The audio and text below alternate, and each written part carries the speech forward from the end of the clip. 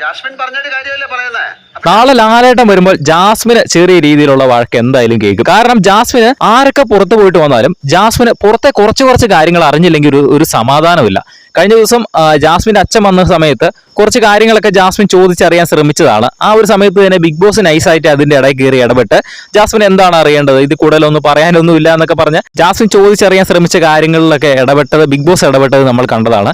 ഇതേപോലെ തന്നെ പലതവണ നമ്മൾ പുറത്ത് പോയിട്ട് വന്ന ആൾക്കാരോട് ജാസ്മിൻ പുറത്തെ കാര്യങ്ങളൊക്കെ ചോദിക്കുന്ന സമയത്ത് ബിഗ് ബോസ് ഇടപെടുന്നത് നമ്മൾ കണ്ടതാണ്. ഒന്നാമത് അവിടെ ആ വീട്ടിലെ ഏറ്റവും കൂടുതൽ പുറത്തെ കാര്യങ്ങൾ അറിഞ്ഞിട്ടുള്ള ഒരു വ്യക്തി തന്നെയാണ് ജാസ്മിൻ.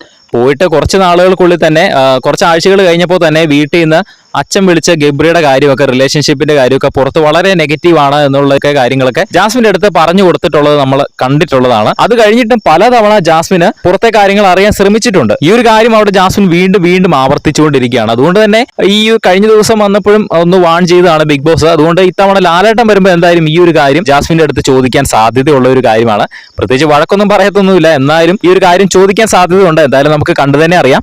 ബിഗ് ബോസിന്റെ കൂടുതൽ അപ്ഡേറ്റുകൾക്കായിട്ട് നമ്മുടെ ചാനൽ ഒന്ന് സബ്സ്ക്രൈബ് ചെയ്യുക.